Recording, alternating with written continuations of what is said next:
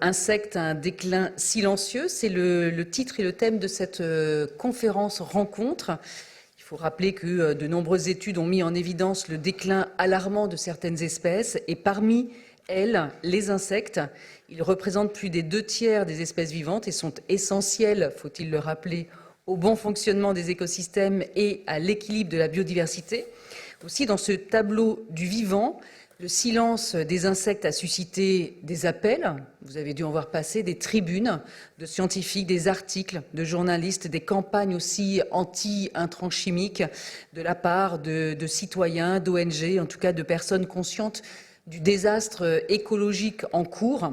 Qu'en est-il de ce déclin silencieux et quels sont les responsables de cette situation?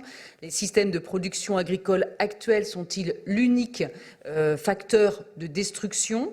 Du monde agricole aux décideurs politiques en passant par les agences sanitaires, quelles solutions existent pour enrayer ce déclin et restaurer l'équilibre du vivant?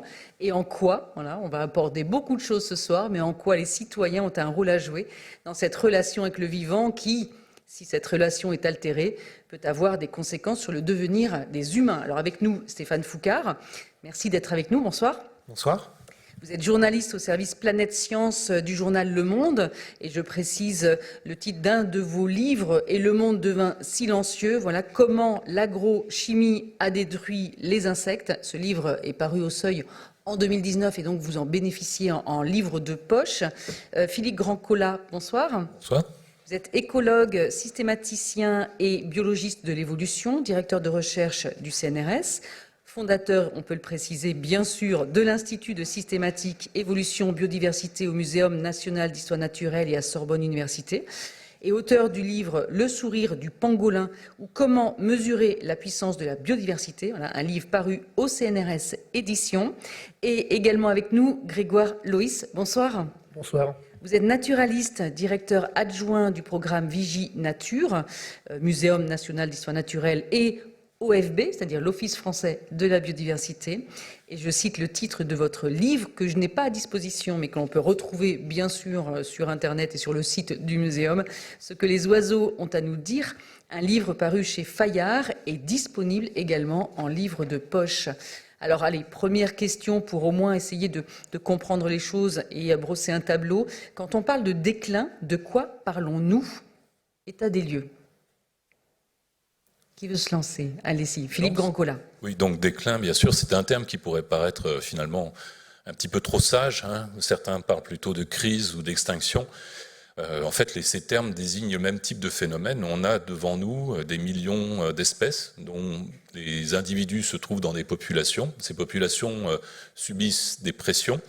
Et du fait de ces pressions, ces populations régressent en nombre d'individus. Évidemment, que le nombre d'individus devient très bas. Elles sont plus viables et les espèces à terme s'éteignent. Alors on a documenté pour un certain nombre de grands organismes des vertébrés qui étaient un peu plus connus et suivis ce type de phénomène, hein, jusqu'à une extinction finale qu'on continue à observer, puisqu'on pourrait de temps en temps voir réapparaître des espèces qui seraient restées vivantes dans un petit coin d'écosystème, mais pour certaines d'entre elles, on atteste de leur disparition finale, comme par exemple le loup de Tasmanie. Pour les insectes, c'est plus compliqué puisqu'il y a 1 200 000 espèces à peu près décrites, beaucoup plus en réalité. Bien peu d'entre eux sont suivis assez correctement, comme le sont des grandes espèces de vertébrés. Néanmoins, on a un certain nombre d'études qui ont montré donc qu'il y avait déclin.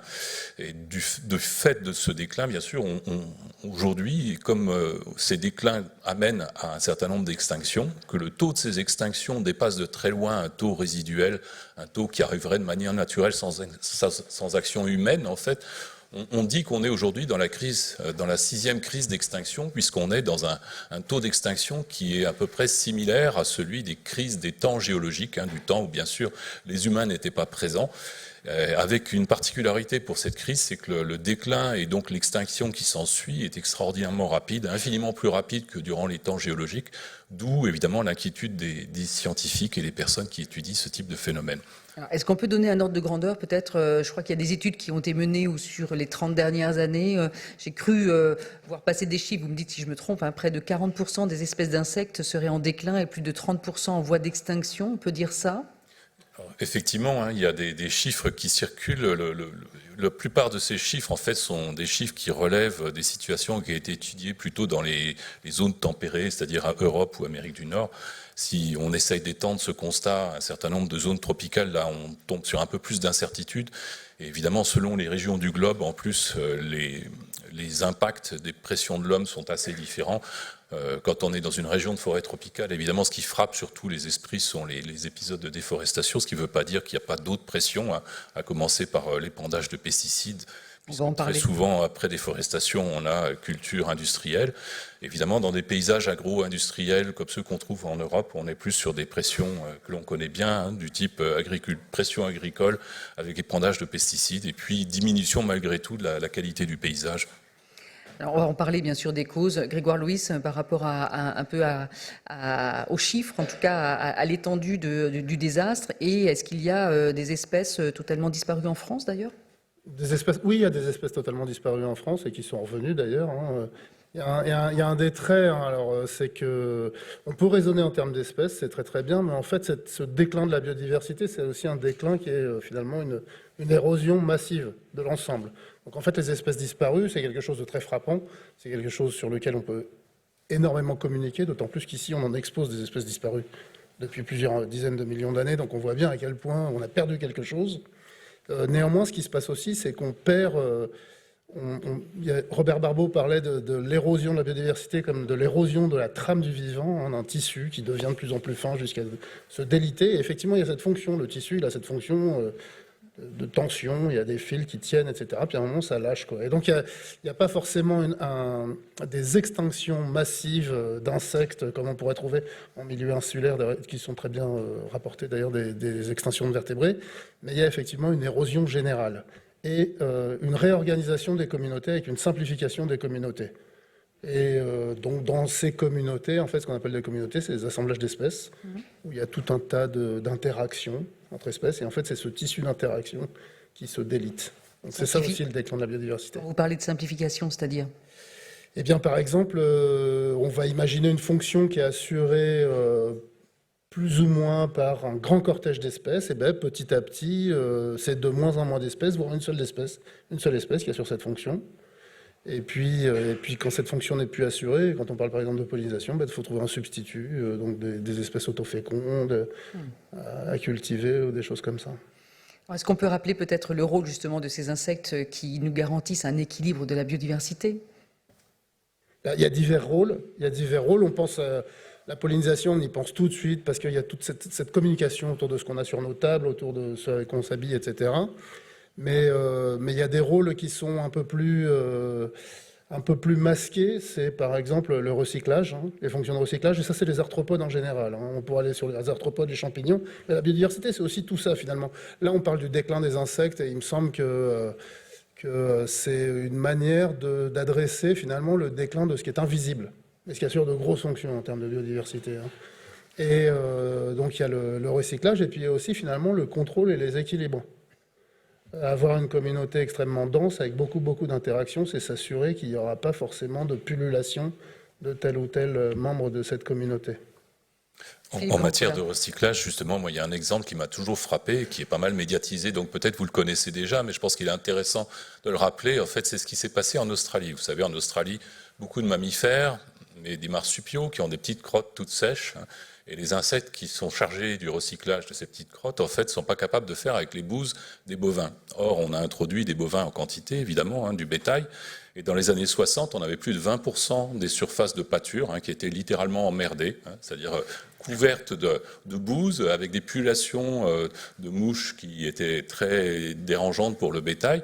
Il a fallu quand même plusieurs années, et puis quelques dizaines de millions de dollars australiens pour arriver à importer des bousiers capables de faire avec les bouses des bovins importés eux aussi, pour arriver à résoudre la situation. Donc ça nous rappelle qu'un exemple assez simple, alors bien sûr on peut objecter à cet exemple que le bétail, où qu'il soit, quand les densités augmentent de manière importante sous l'action de l'homme, on n'est plus trop dans un écosystème naturel, mais néanmoins on se rend compte qu'une action comme ça qui semble très modeste et très anodine, si elle n'est pas conduite par un certain nombre d'organismes qui sont déjà dans les écosystèmes, ces écosystèmes ne fonctionnent plus. On se retrouve avec des surfaces d'herbes qui sont complètement endommagées par l'accumulation de bouse. Donc vraiment, des exemples comme ceux-là, je pense, montrent bien que voilà, ce qu'on considère comme immanent, si vous vous promenez dans des régions, dans des forêts en région parisienne, vous voyez de temps en temps des petits géotrupes, des petits coléoptères bleus métalliques là, qui sont en train de faire des petites boules avec les grottes des animaux. Et ben, ce type de fonction, quand on enlève les insectes, ces fonctions sont plus assurées et on se trouve devant un grand problème. Donc ça peut être des fonctions très modestes, mais néanmoins indispensables. Stéphane Foucard, on sent que ces insectes sont au cœur d'une chaîne et d'un équilibre aussi alimentaire. Les insectes, c'est aussi la nourriture des oiseaux. Donc moins d'insectes, c'est moins d'oiseaux. C'est ce fameux printemps silencieux qui a été décrit par Rachel Carson, qui était biologiste et journaliste d'ailleurs à l'époque. Et son livre est sorti en 1962 aux États-Unis et est devenu un best-seller. Si vous n'avez pas eu l'occasion de le lire, on vous conseille peut-être de le lire. En tout cas, sachez qu'aux États-Unis, après La case de l'oncle Tom, c'est quand même le livre le plus lu aux États-Unis, Printemps silencieux. Et donc, on voit bien que il y a ce monde aussi sans insectes qui est un monde profondément déséquilibré, transformé, et qui provoque un déséquilibre des écosystèmes. Et donc, avec des impacts sur toute la chaîne et en bout de chaîne, ou peut-être même au milieu de la chaîne, il y a les hommes. Oui, moi, vous avez bien fait de rappeler ce livre de Rachel Carson, parce que c'est un livre qui est assez vexant de lire quand on est journaliste et qu'on s'occupe de ces questions, parce qu'en fait, on se rend compte que tout était déjà écrit il y a 60 ans. C'est-à-dire que même des questions un petit peu qu'on vit comme très actuelles sur les nouveaux pesticides systémiques, etc., en réalité, Rachel Carson parle déjà de tout ça.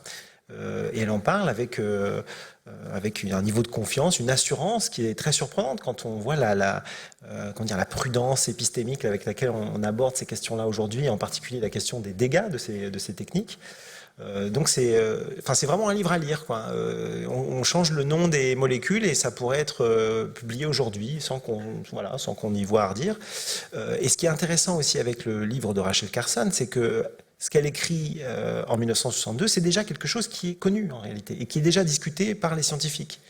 Et moi, je suis tombé sur des textes publiés en France en 1950 par des scientifiques qui n'étaient même pas des toxicologues ou des biologistes de la conservation ou des gens qui étaient a priori intéressés par ces questions et qui parlent des dégâts catastrophiques de ces pesticides organochlorés sur la biodiversité et qui en parlent encore une fois comme on pourrait en parler aujourd'hui. Alors moi, ce qui m'a intéressé comme journaliste dans cette histoire, c'est pourquoi et comment est-ce que, à un moment donné, les sociétés, elles oublient un petit peu ce qu'elles ont su par le passé, et pourquoi, par exemple, dans les années 90, quand on introduit ces nouvelles technologies de protection des cultures, ces fameux néonicotinoïdes dont on a beaucoup parlé, dont on parle encore d'ailleurs beaucoup, eh bien, pourquoi est-ce que ça crée autant de controverses, quoi ? Comment c'est possible d'instrumentaliser le débat public de manière à faire penser que un événement comme par exemple l'affaiblissement des abeilles, qui est un peu le prélude à pas mal de choses qu'on a vues ensuite sur les autres pollinisateurs, eh bien comment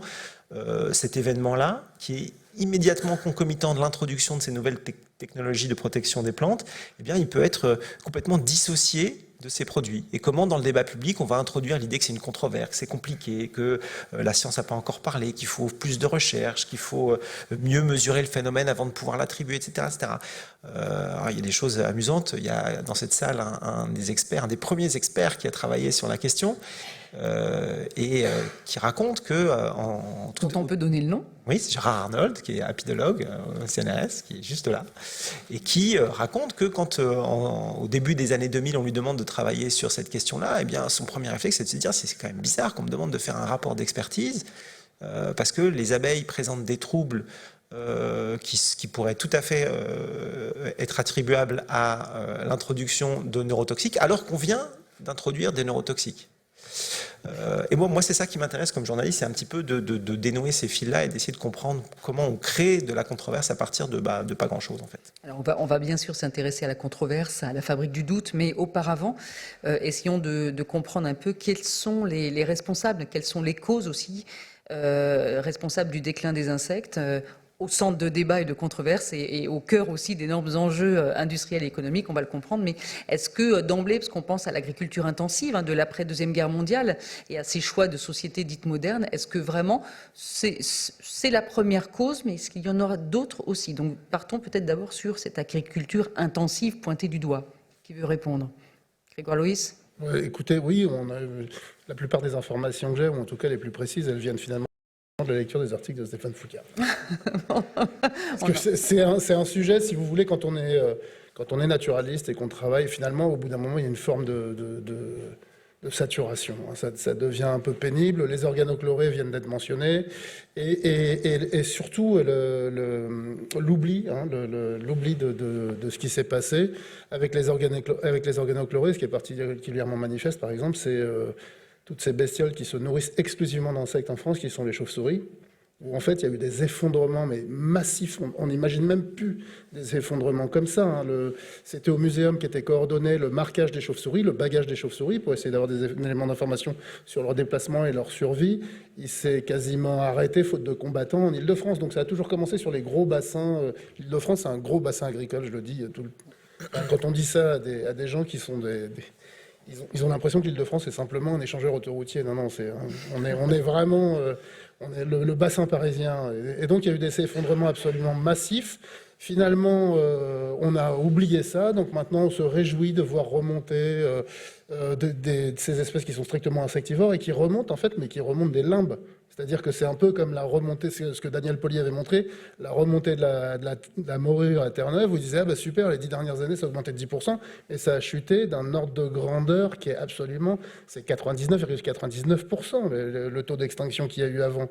Et donc là, on a des remontées comme ça, de petits rhinolophes, de murins à oreilles échancrés, qui sont dus au fait qu'effectivement, les organochlorés qui allaient se stocker dans les graisses, ces espèces qui bernent, graisse brune, etc., les chauves-souris, donc elles sont finalement moins impactées par une diminution de la ressource alimentaire que par un empoisonnement latent. Il semblerait que ce soit vraiment ça le facteur. Et donc, on trouve des naturalistes qui se disent « Ah mais non, mais c'est plutôt pas mal », et tout, sans bien sûr dire que c'est grâce aux néonicotinoïdes qu'elles reviennent. On n'en est pas là quand même. Mais en tous les cas, il y a une forme d'oubli. Et puis il y a autre chose, pour revenir sur les abeilles, j'ai juste une toute petite seconde, c'est que en fait, là où il y a un espèce de trait de l'Occident, c'est de dire que quand la nature va mal, c'est surtout contre elle qu'il faut la protéger. Donc par exemple, ce qui était caractéristique avec les abeilles, c'est que ça a été le varroa, le frelon asiatique et des pathogènes. C'est-à-dire qu'en fait, quand la nature va pas bien, c'est un peu comme une espèce de petit enfant un peu stupide, la nature, et il faut absolument la protéger contre elle-même, parce que sinon elle se fait mal toute seule, quoi. Et du coup, ça permet forcément de continuer à faire ce qu'on veut en agrochimie, par exemple. Philippe Grandcola, donc l'agriculture intensive, les intrants chimiques, la fin des jachères, la destruction des haies, les parasites, les pathogènes, le changement climatique, l'urbanisation, c'est vrai que dans tout ça, voilà, il y a toutes ces raisons, ces causes qui sont amenées sur le devant de la table et en débat. Quel est votre regard?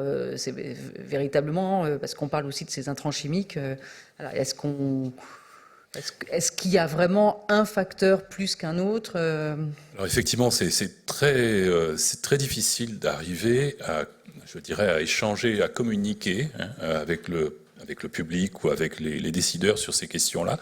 Parce que dès qu'on essaye d'être assez précis et de mentionner qu'il y a, par rapport au déclin de la biodiversité, 5 grandes causes que tout le monde connaît plus ou moins, le changement d'usage des terres, donc déforestation, perte des zones humides, des haies, etc., l'extraction, si on surpêche, évidemment, on a moins de poissons. Les pollutions, les pesticides, évidemment, qui sont des pollutions les plus faramineuses.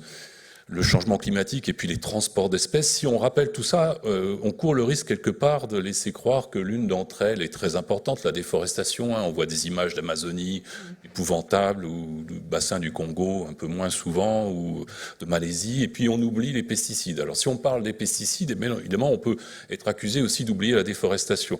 Évidemment la réalité dans le milieu naturel elle est complexe, mais encore une fois si on s'adresse à des grands bassins agricoles, évidemment là le problème principal c'est d'abord les pesticides.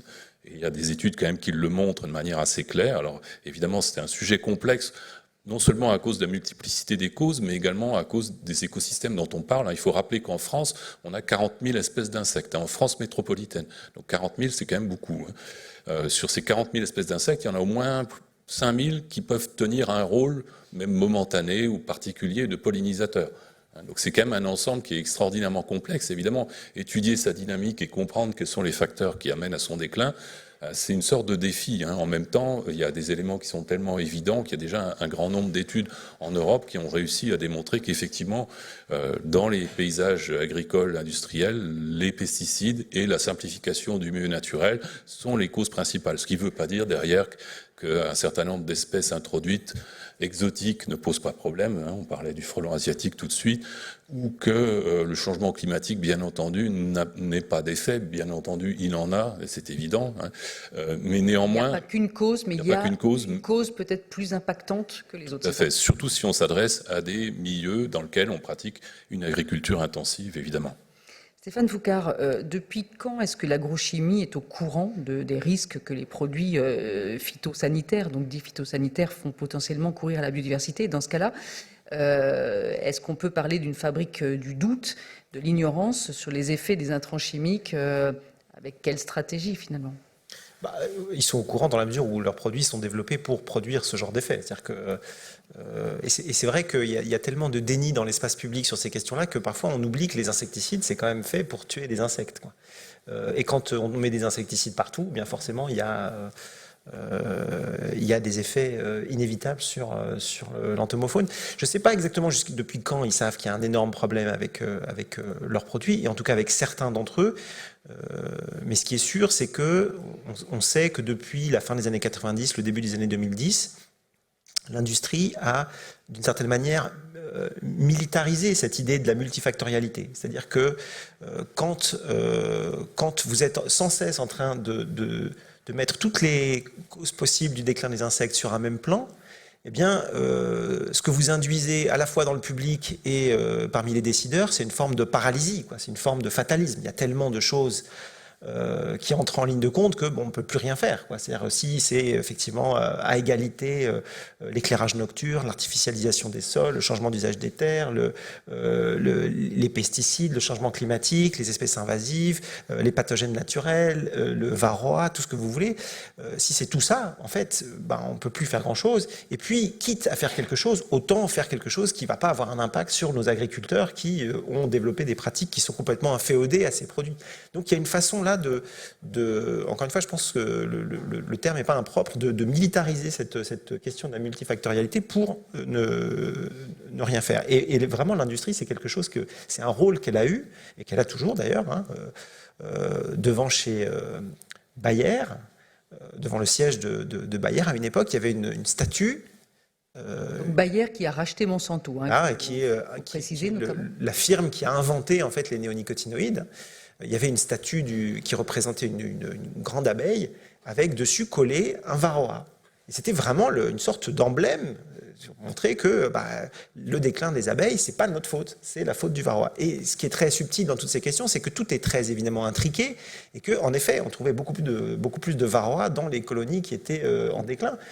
Et tout un tas de travaux ultérieurs ont montré que ces produits-là, ils ne font pas que tuer les animaux, en tout cas les insectes, ils induisent tout un tas d'effets qu'on appelle sublétaux, c'est-à-dire sur leur immunité, leur capacité à se reproduire, sur tout un tas de paramètres qui font que c'est facile de dire oui, c'est à cause du varroa, c'est à cause de elles ne se reproduisent plus, etc., alors que la cause ultime, elle reste un petit peu mise sous le tapis ou cachée, quoi.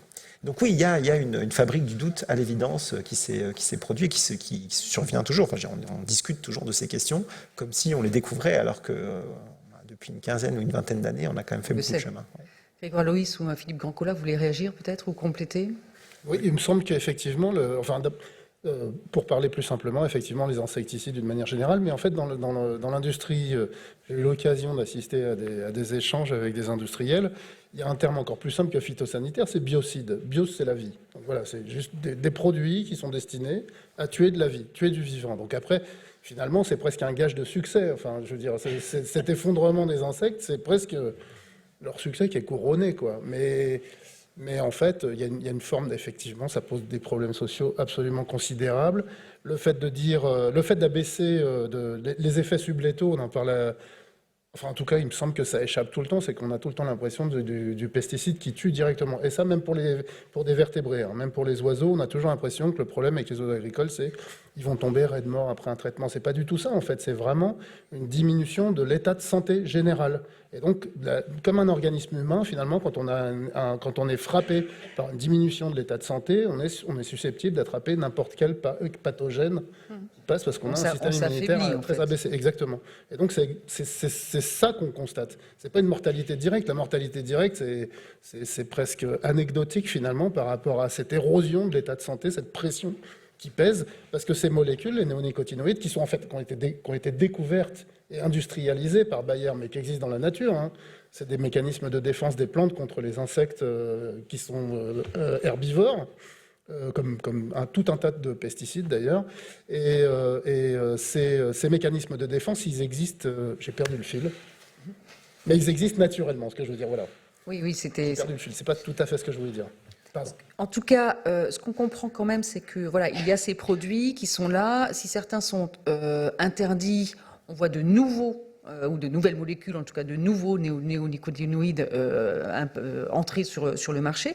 On peut peut-être se poser la question quand même de la réaction aussi ou de la position des agriculteurs, parce que pas facile visiblement pour ces agriculteurs aujourd'hui de se passer de ces produits-là. C'est un vrai débat, hein. C'est pas forcément un choix d'ailleurs. On a le sentiment que certains se sentent complètement piégés par aussi ce mode d'agriculture intensive. Et est-ce que vous comprenez la crainte des agriculteurs de voir les rendements peut-être diminuer ou d'autres craintes qui sont avancées et la difficulté pour eux de penser une autre agriculture concrètement?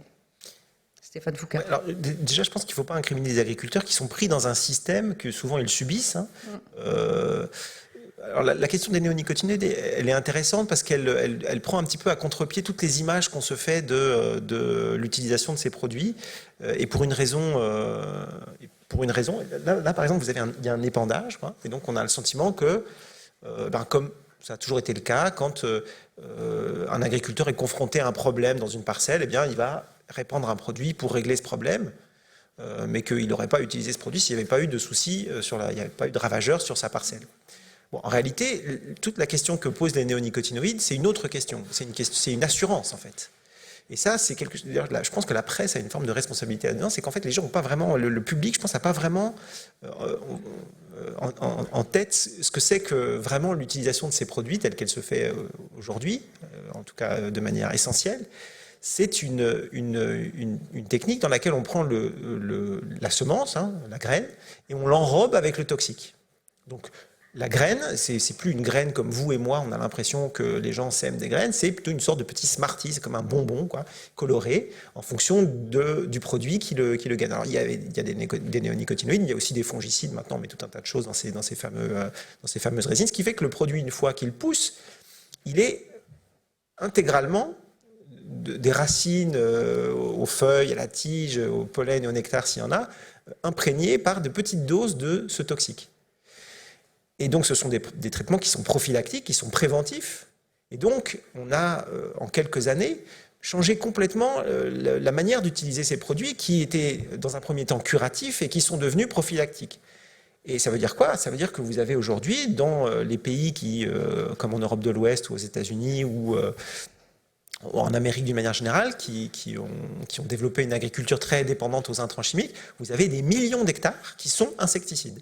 Par défaut, c'est-à-dire sans qu'il y ait de problème, de ravageurs, sans qu'il y ait de soucis particuliers, vous avez des millions d'hectares de plantes qui tuent des insectes.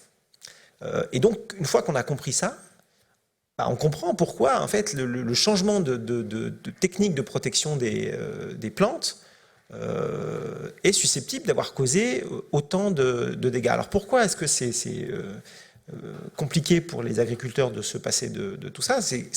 Il ne s'agit pas de questions agronomiques ou ce genre de choses. Souvent, ce sont des questions qui sont purement socio-économiques. Par exemple, on a réautorisé les néonicotinoïdes sur la betterave il y a quelques années, et on l'a fait pourquoi? Alors, il y a eu des pucerons, des choses comme ça, etc. Évidemment, de temps en temps, il y a effectivement... Et de la jaunisse, d'ailleurs, la jaunisse de la betterave. Oui. Mais surtout, on a réautorisé ces produits parce qu'on a libéralisé, on a ouvert le marché du sucre. Et que le prix de la tonne de sucre s'est effondré. Et donc, quand le prix de la tonne de sucre s'effondre et que vous faites du sucre, vous ne pouvez pas vous permettre de perdre 5-10% de votre récolte s'il y a eu des pucerons pas loin de votre champ, tout simplement. Donc en fait, on répond à des questions qui sont socio-économiques, à des choix qui sont politiques. On y répond par l'utilisation de ces produits de manière massive et indistincte qui produisent énormément de dégâts sur l'environnement. Alors que certains de ces produits, vous le disiez, sont interdits, et donc avec des réglementations, et donc alors, parfois nationales, mais là européennes, ça pose la question quand même aussi au-delà d'ailleurs de l'environnement, on peut dire que ces produits sont d'ailleurs toxiques pour l'humain. Il y a quand même des protections qui sont conseillées pour les agriculteurs. Ça c'est une autre question qui est très intéressante, c'est qu'il n'y a pas de... On s'intéresse très peu à l'humain pour ces nouveaux produits. Et je ne veux pas faire de mauvais esprit, mais par exemple, on a en France une agence sanitaire qui s'occupe de faire du biomonitoring dans la population, qui regarde un petit peu à quoi les gens sont exposés en prenant des échantillons de fluide corporel, et sur des grands échantillons de population, pour voir si les gens sont exposés à du DDT, du lindane, des fongicides, etc. Et dedans, il n'y a pas les néonicotinoïdes. Il n'y a pas les néonicotinoïdes. C'est-à-dire qu'on ne recherche pas ces produits, alors qu'ils sont utilisés de manière encore assez importante. Il est très vraisemblable qu'une grande partie de la population est exposée à ces produits, mais on ne regarde pas, on ne les cherche pas. Et comme on ne les cherche pas, évidemment, on ne les trouve pas.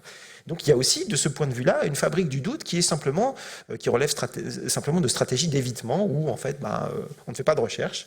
Et puis, en priant pour que l'absence de preuve ait valeur de preuve d'absence dans l'esprit du public ou des décideurs, quoi. À cause d'enjeux industriels et économiques, on peut imaginer, Philippe Grandcola, là on est sur le sujet du rôle et de la responsabilité des agences sanitaires. On peut peut-être ouvrir cette question et ce débat qui est crucial, et aussi peut-être en précisant pour notre public qu'il y a une situation qui est étrange et qui veut que les firmes chimiques fournissent à la Commission européenne leurs études toxicologiques pour obtenir une homologation des pesticides. Il n'y a pas de dossier indépendant ou contradictoire, c'est ça ? Alors, en plus, moi, je pense qu'il faut rappeler, même en amont de ceci, il y a quand même quelques éléments à rappeler aussi, c'est que ces nouveaux produits, notamment les néonicotinoïdes, sont beaucoup plus toxiques. Alors, on en met en théorie moins, néanmoins, là, on mesure aussi le problème de l'oubli qu'on a des alertes qui avaient été lancées par des personnes comme Rachel Carson. Ce sont également, les néonicotinoïdes, des molécules qui restent longtemps actives dans le milieu naturel.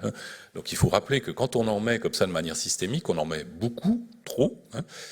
On en met de manière non raisonnée, pas du tout quand on en a besoin. En plus, ça reste dans le milieu naturel, et en plus, il y en a une toute petite partie qui est insensible, et le reste est lixivié, lessivé, et se retrouve d'ailleurs dans les milieux adjacents. Il y a des analyses qui ont montré, par exemple, des parcelles qui sont à côté des parcelles cultivées comportent également ce type de produits, alors qu'ils n'ont jamais été épandus ni incorporés à des semences qui ont été mis à cet endroit-là. Donc on se retrouve vraiment dans une situation où on pollue très largement, et on parlait des insecticides, bien sûr, là, en l'occurrence pour les insectes, c'est la première substance d'intérêt, mais il y a également aussi d'autres substances, comme par exemple le fameux glyphosate, cet herbicide qui a des effets négatifs. Il faut se rappeler que le glyphosate a été quand même breveté très, très tôt par son fabricant comme un antibiostatique, donc une sorte d'antibiotique. Et donc, de ce point de vue-là, il a des effets très négatifs sur le microbiome, sur les micro-organismes qu'on trouve dans le corps de certains insectes. Par exemple, les bourdons, manifestement, ne se portent pas bien quand ils se trouvent dans un environnement dans lequel on a fait des traitements au glyphosate. Voilà, donc il faut se rappeler quand même que le glyphosate, c'est 500 grammes par hectare sur l'ensemble de la surface du monde chaque année. Donc, imaginez l'épandage d'un produit finalement antibiostatique à cette échelle-là, il est bien évident que ça ne fait pas du bien aux bactéries qui sont dans le sol. Il faut se rappeler que la fertilité d'un sol, c'est aussi lié à la fixation à l'origine, avant qu'on cultive avec des intrants de manière délirante. La fertilité d'un sol, c'est lié à la fixation notamment de l'azote par les bactéries du sol. 1 gramme de sol, quelques milliards de bactéries, plus de 5000 espèces, y compris dans n'importe quelle jardinière ici que vous pourriez trouver en milieu urbain. Donc, si vous perturbez cet environnement bactérien, évidemment, vous avez des fonctions dans le sol et puis dans le corps des animaux, dans lequel il y a également beaucoup de bactéries, qui sont perturbées. Donc, l'ensemble de ces actions, je pense qu'il faut rappeler vraiment leur importance au plan fonctionnel et puis ces ordres de grandeur qui sont absolument effarants. Donc, pas évidemment pour incriminer des agriculteurs individuels qui seraient piégés dans ce système, mais pour appeler au contraire à une transformation du système de production agricole, en particulier produire malgré tout des biens qui soient intéressants pour la société également. Je rappelle qu'aujourd'hui en France, on n'est même pas à 60% d'autonomie alimentaire avec l'agriculture française. Donc là, il y a quand même un souci. On produit des biens dont on n'a pas besoin, qu'on exporte et qui posent des problèmes ailleurs, qui posent des problèmes écologiques chez nous, et finalement qui ne servent pas à grand-chose pour une partie de cette production. Voilà. Et qui, je le rappelle, est surtout très souvent une production de nature industrielle, les petites exploitations disparaissant de plus en plus. Donc on est vraiment dans une situation passablement absurde. Alors, responsabilité des agents sanitaires. Oui, alors, les agences, alors, elles ne sont pas responsables de tout non plus, mais les agences sanitaires, elles sont là pour appliquer la loi, appliquer la réglementation. Et donc, elles n'ont pas toute liberté pour faire ce qu'elles veulent sur l'utilisation de tel ou tel résultat scientifique quand elles homologuent un produit, quoi. Et donc, comment ça se passe ? Comme vous l'avez dit, les fabricants, les pétitionnaires remettent un dossier réglementaire avec dedans les études qu'ils ont eux-mêmes conduites sur leurs produits, suivant des protocoles très précis et en général très lacunaires. Et ensuite, c'est à la charge des agences sanitaires. Alors, en Europe, c'est l'EFSA qui fait ça, et qui fait ça pour tout le marché unique. Et à l'échelle de chaque pays, en France, c'est l'ANSES. Enfin, bon, il y a tout un tas de réseaux d'agences qui ensuite rendent des avis. Mais bon, les agences sanitaires, les experts de ces agences sont chargés ensuite d'évaluer ce dossier réglementaire et de donner leur avis sur l'évaluation du risque sanitaire, environnemental de ces produits. Et pas de dossier contradictoire venant ou d'experts, de scientifiques, de personnes indépendantes? Alors, en théorie, oui. En théorie, les agences sont censées, en tout cas c'est le règlement 2009, le règlement européen 1107-2009 qui le dispose, elles sont censées confronter ces données aux données de la littérature scientifique qui sont produites par des organismes de recherche publics, des gens du CNRS, du Muséum, de l'INRAE, etc., sur fonds publics, mais pas toujours, et qui ont des garanties d'indépendance qui sont supérieures. Et le problème, si tant est que ce soit un problème, c'est que ces agences sanitaires, dans l'écrasante majorité des cas, considèrent cette littérature scientifique, parce qu'elle ne répond pas à certaines normes et certains cahiers des charges, qu'on appelle des lignes directrices, peu importe. Elles considèrent ça comme soit non pertinent, soit non fiable, pour tout un tas de raisons, et elles n'en tiennent pas compte. Alors, Philippe parlait à l'instant du glyphosate, par exemple. Donc, le glyphosate va être réautorisé probablement l'an prochain.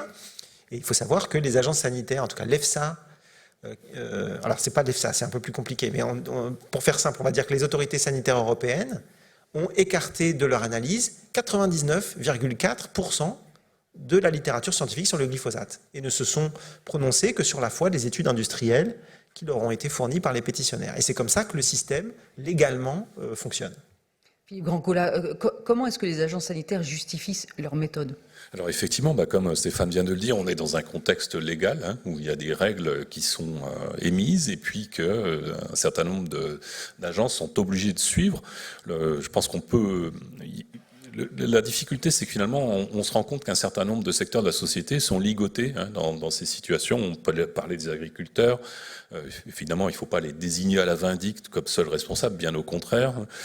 Là, on parle des agences sanitaires au sein desquelles il y a effectivement des personnes qui sont tout à fait sérieuses et responsables. Et on peut parler aussi d'un certain nombre de responsables politiques qui ne savent plus trop comment faire en matière de gestion de l'environnement, puisqu'ils sont écartelés quelque part entre des filières agricoles qui sont au sein de leur circonscription, des décisions législatives au niveau national ou européen. On est dans une situation où finalement on a créé depuis les années 50 un système à la suite de la mécanisation de l'agriculture dans lequel tout le monde se retrouve ligoté, et il y a bien entendu des personnes à qui cette situation profite et qui continuent à améliorer encore le système en matière d'inertie. Et puis il y a au sein de cet environnement un certain nombre d'acteurs qui essayent de changer la donne, mais il est vrai que ça reste assez compliqué. Alors avant de donner la parole au public, justement, peut-être une dernière question. Vos solutions, en tout cas rapidement, si vous deviez préconiser des solutions, Grégoire Louis? À titre professionnel, il me semble qu'on peut contribuer à augmenter le degré d'acceptation d'une certaine cohabitation avec les insectes. Parce que donc là, finalement, on a une espèce de situation de confort. On n'est pas agriculteur. Il me semble pas qu'il y ait beaucoup d'agriculteurs dans la salle. Et donc, on peut dire que l'agriculture, elle est la cause de tout. Et puis, finalement, cette agriculture qui est sous une logique, ou en tout cas dans un mode de fonctionnement complètement spéculatif, on le voit très bien avec la betterave, fait qu'en fait, il y a une forme il n'y a plus la possibilité pour les agriculteurs de prendre des décisions. En tout cas, c'est très très compliqué, ça leur demande des efforts considérables. Et ce qui est encore plus facile pour eux, peut-être, c'est de s'inscrire en contre. Et de dire, sauvons un arbre, pour nous, un écologiste. Parce qu'on avait vu des t-shirts comme ça au ministère de l'Agriculture. Oh, salon de l'agriculture, pardon. C'est pas pareil. Enfin, ouais. Et il me semble que l'acceptation, il faut aussi qu'on la fasse nous. C'est-à-dire que la tolérance du fait de cohabiter avec des insectes, c'est aussi cohabiter avec ceux qui sont dans le mini-monde, là, les moustiques, les poux, etc., les mites des vêtements, les mites alimentaires, etc. Donc on peut prendre des protections physiques contre ça, mais ce qu'il faut, c'est que nous aussi, on se dise que les protections chimiques, les solutions chimiques, elles sont à proscrire. Donc c'est plutôt la moustiquaire que la petite truc dans la prise de courant, là, où... Ouais, avec les pyréthrinoïdes qui sont autorisés en agriculture bio, d'ailleurs, qui sont aussi des molécules présentes dans le vivant, inventées par la vie, et extrêmement efficaces, surtout quand elles sont produites de manière industrielle. Et d'autres solutions, selon vous? Alors peut-être pas dans tous les cas. Une maison bouffée par les termites, je pense que s'il n'y a pas les solutions, oui, non, mais on rase la maison, on la reconstruit. Les termites, la mérule, etc. C'est plus compliqué quand même. Bien sûr, mais on n'en est pas là. Mais encore une fois, ça c'est... La mérule, etc. Voilà. Oui. Si vous voulez mentionner les termites et du coup se dire, non, c'est pas acceptable. Oui, non, c'est pas acceptable, mais c'est pas acceptable non plus. Enfin, je veux dire, les criquets, c'est mentionné dans la Bible. C'était pas acceptable non plus. C'était une famine en Égypte quand il y avait une invasion de criquets. Donc, si vous voulez, il y a ce truc, et il y a ce truc de commencer à tolérer, de cohabiter avec des animaux qui ont d'autres logiques et d'autres. Et donc, ça, les sciences participatives, on essaie, puisque je reviens. Avec Viginature, bien sûr. Avec Viginature, on essaie. Si vous ne le faites pas, participer à la transformation des regards et à l'acceptation. Finalement, l'agriculture bio, la plupart du temps en France, moi j'ai plutôt pas mal de copains naturalistes qui sont devenus agriculteurs bio, c'est quoi? C'est accepter d'avoir un peu moins de rendement parce qu'il y a un peu plus d'espèces qui sont non cultivées mais qui sont présentes, ou d'espèces qui sont aussi prédatrices de ce qu'on essaie de mettre en culture. Vous pensez à un changement de production, d'acceptation du vivant un peu partout, quoi. Oui, allez-y, Philippe Brancola et ensuite Stéphane Foucard. Et on donnera la parole quand même assez rapidement à la salle. Moi, je pense qu'il faut à tout prix aller vers une transformation de notre système de production agricole pour le plus grand bien des agriculteurs, d'ailleurs, qui sont eux-mêmes victimes d'un certain nombre maintenant de maladies qui sont inscrites au tableau professionnel. Et cette transformation, on peut en être tous acteurs, tout simplement en privilégiant des circuits courts et puis des produits de l'agriculture bio. Alors évidemment, c'est pas toujours facile. Il y a bio et bio. Il y a du bio qui est effectivement bio, mais qui est circuit long, etc. Je pense qu'on a, comme le disait un collègue, on a deux cartes dans la manche. La carte d'électeur, on l'utilise pas tous les mois, et puis la carte de crédit, par contre, celle-là, on l'utilise en permanence. Et effectivement, devant la carence d'un certain nombre d'évolutions législatives ou réglementaires, je pense qu'il est important d'arriver tous à se mobiliser. S'il y a des millions de consommateurs qui changent, de ce point de vue-là, on aura certainement contribué aussi à changer un système. Il ne faut pas sous-estimer cette force d'action qui peut être extrêmement efficace et qui finalement aboutit à quelque chose de très positif, y compris pour les consommateurs. Consommer des bons fruits et légumes bio, je pense que c'est pas un souci en soi. C'est malgré tout un problème d'équité sociale. Il faut trouver des systèmes dans lesquels les prix soient convenables et permettent à n'importe quel citoyen d'adhérer à ce type de solution. Donc prix convenable, ça veut dire aussi aider un peu plus ces agriculteurs qui veulent être soit en transformation, soit en bio, en sachant que la nouvelle PAC, la politique agricole commune, n'a donné que 25%, je crois, du budget en aide à cette agriculture bio par rapport à l'agriculture dite conventionnelle, c'est-à-dire intensive. Stéphane Foucard. Oui, j'ai rien de particulier à ajouter, si ce n'est qu'effectivement, je pense que la première chose qu'on peut faire, c'est voter. Je ne suis pas du tout certain que l'idée que chacun fasse quelque chose, finalement, fasse changer le système. Et je crois qu'il faut, ce que disait Grégoire est très juste, et je pense que ça devrait se traduire par le fait qu'il faut aussi rémunérer les agriculteurs pour les services de protection de la nature et de l'environnement qu'ils peuvent rendre par leurs pratiques. C'est très important, quoi.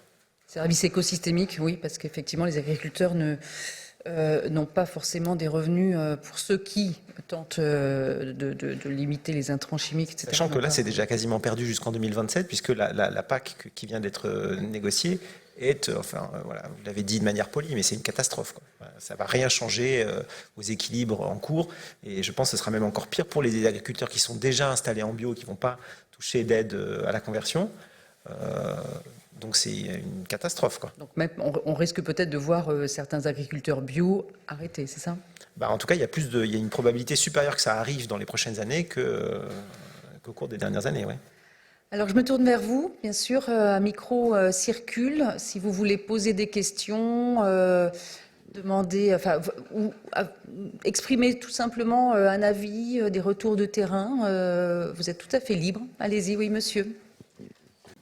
Une question par rapport au journaliste, là, enfin à monsieur. Stéphane Foucard. Moi, quand vous parliez, il y a beaucoup d'auteurs aussi qu'on ne cite pas, parce que quand on était entre guillemets à l'école, on avait aussi, je pensais à Avant que la nature meure de Dorst, entre autres, et puis qui a été revu là, je crois, il y a quelques années avec un supplément par Barbeau, je crois, hein, si mes souvenirs sont bons.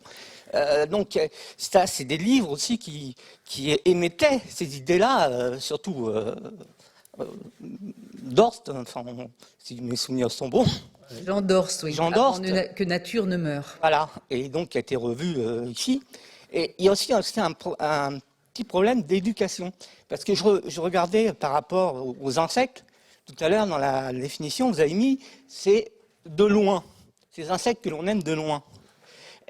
Par exemple, quand on était quand on avait ce qu'on disait les sciences naturelles, maintenant, entre guillemets, c'est passé sous silence. Entre guillemets, ça n'est plus, c'est englobé avec la génétique, avec tout, mais il y a aussi une éducation. Et je pensais aussi, donc il y a Vigie Nature, tout ça, et il y a les FCPN, pour ceux qui connaissent, c'est des fédérations Connaître et Protéger la Nature, qui éditent ce genre de choses. Mais dans les écoles, parce que moi je travaille avec les écoles, j'ai été amené à travailler avec les écoles pour éduquer, entre guillemets, à la nature, dans le milieu associatif. Et il y a des fois, on était sidérés par des réponses, alors d'adultes, d'enfants, ce qui est tout à fait normal, puisqu'ils sont là pour apprendre, mais d'adultes qui nous regardaient et me disent, et nous, on ne connaissait pas. Et donc vous posez la question de la formation, Voilà, de la formation.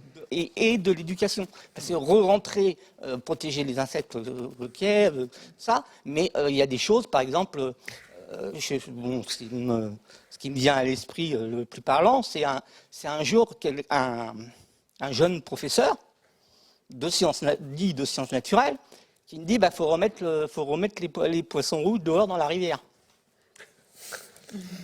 Bon, voilà, c'est anecdotique. Mais quand on commence à réfléchir de ce côté-là, et puis par contre, il y a aussi une demande, parce que là, je suis en relation avec l'OPI, l'Office pour l'information entomologique, et il y a des fois, il y a des jeunes qui viennent nous voir et nous disent, mais nous, on n'a pas ça. Ouais. Donc est-ce que jouer sur l'éducation, ça peut être un apport ? Alors, on va laisser nos invités répondre. Donc, informer, éduquer, voilà, concrètement, et former, mais former à tous les niveaux, hein, parce que là, on parle du système scolaire.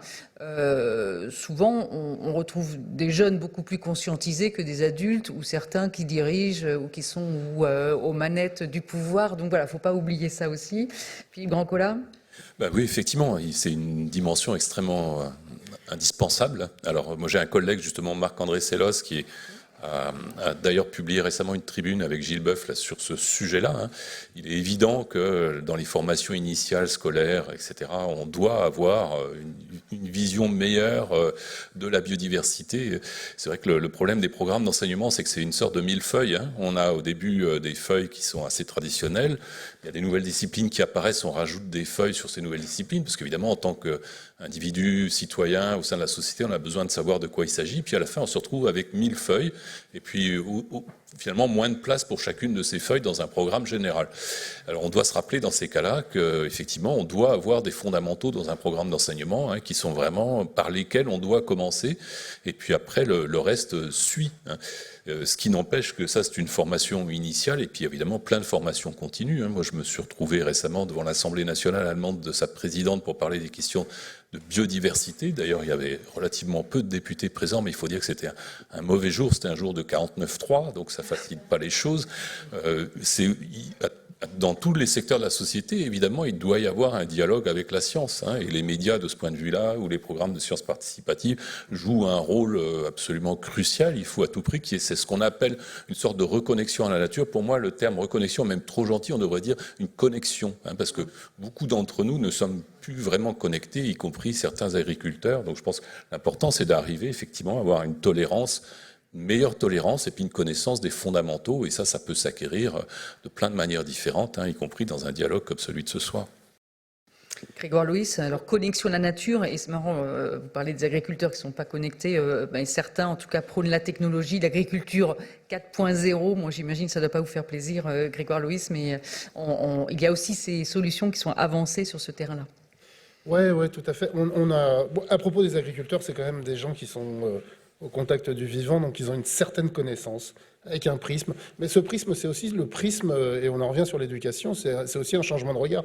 C'est pas seulement une reconnexion, c'est aussi un changement de regard, parce que c'est probablement vrai que la génération de ma mère, parce que mon père n'a pas grandi en France, mais la génération de ma mère avait des sciences du vivant et s'est vue présenter un peu plus une présentation un peu plus d'activité naturaliste dans la biologie, mais par contre avec un regard qui était complètement empreint de triage. Il y avait les bons et les mauvais. Donc il y avait l'abeille domestique, super, et puis par contre il y avait les insectes ravageurs, la mouche, très mauvais, oh là là, terrible, la mouche tsetse, tout ça, souvent avec des exemples tirés des colonies. Et donc il y a ce triage qui était extrêmement prégnant, et il me semble qu'il n'y a pas seulement besoin... Parce qu'effectivement, on rencontre des jeunes qui sont beaucoup plus conscientisés et qui en savent plus que nous. C'est assez régulier sur les grands enjeux environnementaux. Mais il me semble qu'il y a aussi, il faut aussi refaire une éducation à la nature qui fait qu'on a un autre regard sur le vivant. C'est-à-dire que les espèces sont plus des espèces qui sont soit avec nous, soit contre nous, mais c'est des espèces qui vivent leur vie, qui sont le résultat d'un processus qui a 3 milliards, quasiment 4 milliards d'années, et qui sont là. Et donc, il ne s'agit plus de les voir simplement comme soit antagonistes, soit associés et alliés, et de voir simplement que, effectivement, d'ailleurs, même un allié peut se révéler antagoniste. On a des pollinisateurs qui transportaient sur d'autres continents, loin de leurs parasites, de leurs pathogènes et de leurs prédateurs, qui deviennent des ravageurs. C'est assez connu, quoi.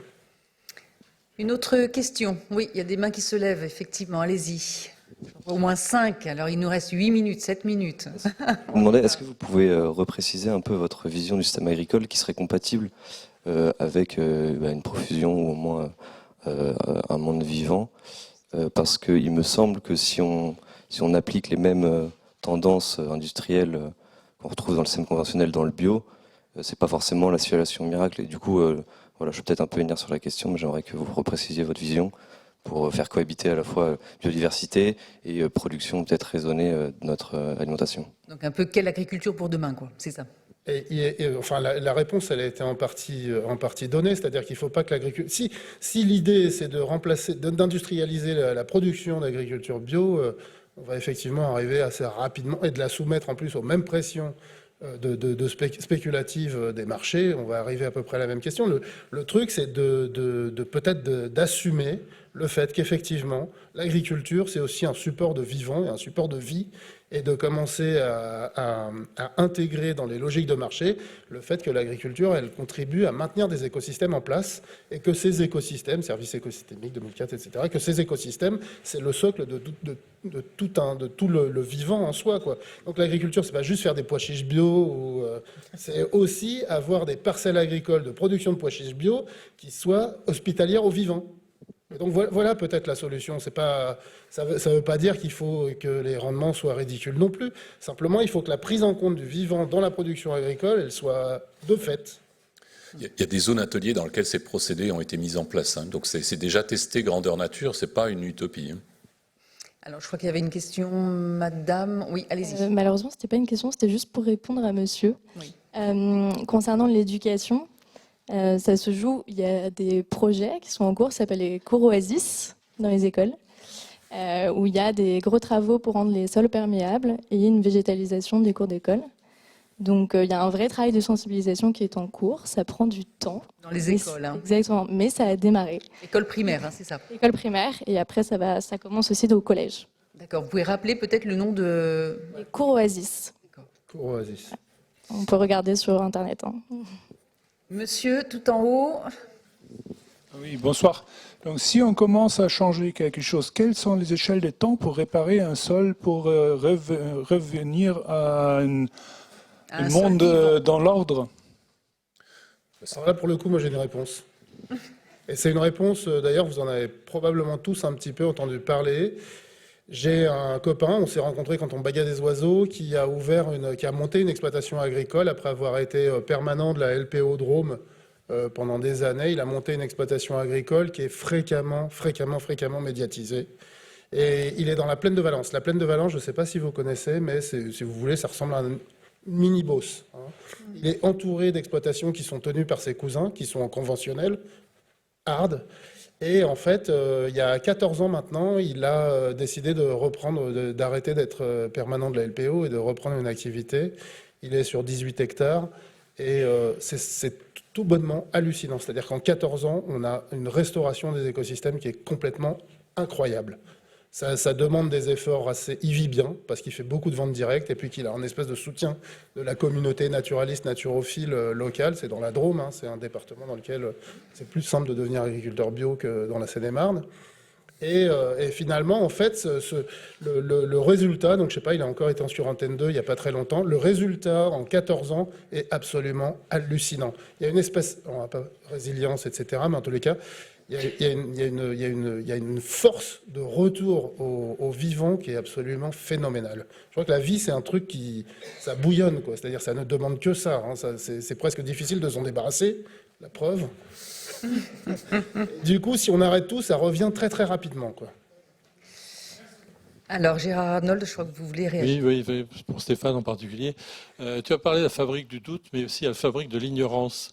C'est-à-dire, quelque part, la décision politique de subvenir à des programmes de recherche. Moi, j'avais fait un calcul très rapide. En 20 ans, la Commission européenne a donné 80 millions d'euros pour les recherches sur les troubles des abeilles. Rien pour les pesticides. C'était varroa, c'était virus, machin, etc. Non, tu exagères, il y avait un projet quand même, je crois. Oui, alors le dernier projet, c'était en 2018, effectivement, qui est partiellement sur les pesticides. Je veux dire, ça pose des grosses questions. En France, on pourrait parler des instituts de recherche aussi. Bon, là, on n'a plus le temps. Mais c'est une grosse question sur les priorités. Et les néoniques n'ont jamais été au début financés. Les chercheurs n'ont pas été financés pour ça. C'est les apiculteurs qui ont financé les chercheurs. Voilà, c'était juste une remarque comme ça. Sur la fabrication de l'ignorance, il y a un très bon documentaire de Franck Cuvelier qui est passé sur la 5 il n'y a pas longtemps encore. Allez, peut-être une dernière question rapide. Monsieur, tout en haut. Enfin, pas tout en haut, vers le milieu à peu près, pardon. Je voulais savoir en quoi un insecticide qui est très ciblé sur, par exemple, l'insecte qui touche la betterave, les pucerons, par exemple, un insecticide. Donc, je ne parle pas d'un NNI qui est mis dans le sol, mais qui est pulvérisé en aérien. En quoi un insecticide qui touche les pucerons est un problème pour d'autres insectes? En fait, alors permettez-moi de répondre. Je suis pas biochimiste, hein, mais en fait, la plupart des insecticides. La plupart des biocides, en fait, même de manière plus générale, ils s'attaquent à des fonctions absolument fondamentales de la vie. Le glyphosate, c'est un inhibiteur de la division cellulaire. Et les néonicotinoïdes, ils s'attaquent à une molécule qui est dans le vivant et qui est présente aussi chez nous, les vertébrés. Hein. Donc en fait, c'est ça le problème, c'est que il me semble qu'on n'a pas encore trouvé les insecticides magiques qui allaient toucher les moustiques, mais pas dans les zones où il y a du paludisme, par exemple, mais pas le reste des insectes. Et c'est pour ça que tout à l'heure j'ai parlé de solutions mécaniques. Peut-être que les solutions mécaniques, c'est le cas. Ma fille a des poux. Elle est jeune maman, donc voilà, elle a attrapé des poux, elle a une chevelure absolument délirante. Et elle est enceinte. Et donc hier, on a cherché un produit anti-poux qui soit compatible avec... et en fait, la solution, elle est mécanique. C'est-à-dire qu'en fait, ça va frapper les organes de respiration des poux. Et donc, on n'a pas d'intoxication. Le produit qu'elle va utiliser, c'est un produit qu'on retrouve dans la nourriture. Donc, il y a peut-être les solutions mécaniques sont moins pernicieuses que les solutions chimiques qui s'attaquent à des molécules qui sont dans le socle du vivant. Si on est sur la division cellulaire, la réplication de l'ADN, on est tous touchés. Hein. Alors certains voudront peut-être savoir ce que c'est, hein, le produit miracle. C'est une marque. Ah oui, bon, on renverra sur votre mail hein, pour ceux. C'est un composé qui est utilisé aussi en alimentation. Je vais juste ajouter un tout petit truc là-dessus. C'est que plus le temps passe et plus les molécules anciennes sont sorties du marché, et plus c'est difficile de trouver des mécanismes spécifiques à certaines espèces. Et donc plus en fait les produits qui arrivent sur le marché sont peu spécifiques. Et par exemple, on a beaucoup parlé des SDHI il y a quelques temps, hein, qui sont d'une classe de fongicides qui est controversée. Donc c'était censé tuer uniquement les champignons. En réalité, ce sont des mycotoxiques, donc ça s'attaque aux mitochondries, donc des petites organites qui sont présentes dans les cellules et qui fournissent l'énergie aux cellules. Sauf que en fait, ces organites, elles sont présentes chez les champignons, mais aussi chez les insectes, chez les humains, chez les abeilles, chez tout ce qu'on veut, quoi. Et il y a eu des papiers qui ont montré qu'en fait, ces produits n'étaient pas du tout spécifiques des champignons. Et donc, plus le temps passe, plus au contraire, on ratisse large avec les produits qu'on utilise, quoi. Plus on grille de mécanismes spécifiques à certaines espèces, plus on arrive sur des mécanismes beaucoup plus généraux, quoi. Allez, le mot de la fin, Philippe Grandcola, en quelques secondes. Oui, le mot de la fin, en fait, c'est tout simplement que de toute façon, dans le milieu naturel, il faut le rappeler, il y a des milliers d'espèces d'insectes hein, qui sont présents par millions, effectivement. Donc, si on les laisse tranquilles, ils reprennent de l'énergie et puis les populations se redéveloppent. Néanmoins, il faut se rappeler effectivement, quand on a une production agricole, ça veut dire qu'il faut avoir un contrôle de cette production agricole et des espèces qui pourraient être à un moment donné antagonistes. Hein. Donc effectivement, on peut imaginer des systèmes mécaniques, on peut imaginer des nouveaux types de production, mais néanmoins, il existe déjà des zones ateliers dans lesquelles on a montré qu'en diminuant la quantité d'intrants, en choisissant des intrants qui sont quand même nettement moins agressifs, on arrive déjà à avoir en fait un état de la biodiversité qui s'améliore et puis une production, sinon une production, en tout cas une rentabilité des productions agricoles qui est satisfaisante. Donc ça, je pense qu'il faut s'en rappeler. On ne va pas passer d'un système tout industriel à un système permaculture au coin de la rue. Hein. Ça, personne ne pense que ça puisse être possible en l'espace de quelques années, même s'il y a bien des transformations nécessaires, mais néanmoins, on peut déjà avoir des stades de transition qui sont tout à fait viables économiquement et professionnellement. Donc ça, je pense qu'il faut s'en rappeler, hein, face à des personnes qui prêchent finalement le pas de changement, on continue comme d'habitude. Merci à tous les trois et merci à vous tous hein, présents ce soir. Merci beaucoup. Stéphane Foucard. Le titre, je rappelle juste les titres de vos livres aux uns aux autres. Stéphane Foucard et Le monde devint silencieux, comment l'agrochimie a détruit les insectes, paru donc au Seuil. Philippe Grandcola, Le sourire du pangolin ou comment mesurer la puissance de la biodiversité, édité au CNRS Éditions. Et puis Grégoire Loïs, Ce que les oiseaux ont à nous dire, paru chez Fayard. Très belle soirée à tous. Merci. Merci beaucoup.